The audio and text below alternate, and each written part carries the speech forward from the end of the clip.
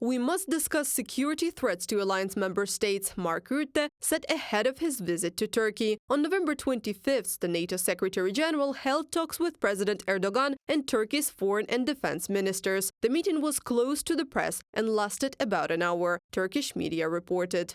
I met with President Erdogan to discuss the growing challenges to our collective security, including the threat of terrorism, Russia's war against Ukraine, and the crisis in the Middle East. In an increasingly unpredictable world, Turkey makes an invaluable contribution to our alliance by strengthening deterrence on our southern flank. Mark Rutte, NATO Secretary-General, in comment to Anadolu Agency.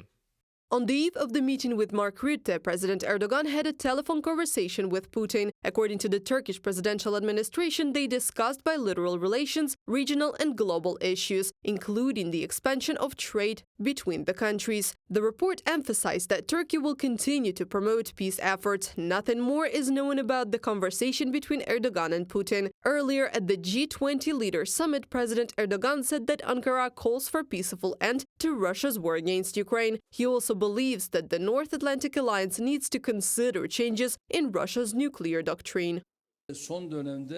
Right now, Ukraine is our neighbor, and Russia is our neighbor. We need to maintain our bilateral relations with them at this point. According to the Bloomberg News Agency, President Erdogan planned to present his proposal for ending Russia's war against Ukraine at the G20 summit in Brazil. Erdogan's plan allegedly envisages freezing hostilities at the party's current positions, the agency writes. But Turkey denies Bloomberg's information. President Erdogan's administration noted that Ankara supports diplomatic initiatives to end Russia's war against Ukraine. After the Russian army launched a full-scale invasion of Ukraine, Turkey condemned the Kremlin's aggression. Ankara provided Kyiv with military support, and the authorities of the country confirmed their support of the territorial integrity of Ukraine. In particular, Erdogan repeatedly emphasized Crimea should be returned under Ukrainian control.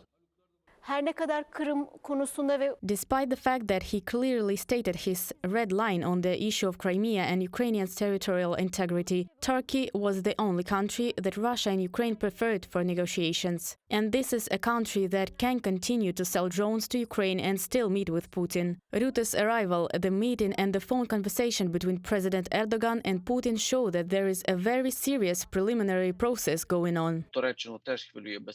Turkey also cares about security in the Black Sea. Russia's war against Ukraine does not contribute to that security.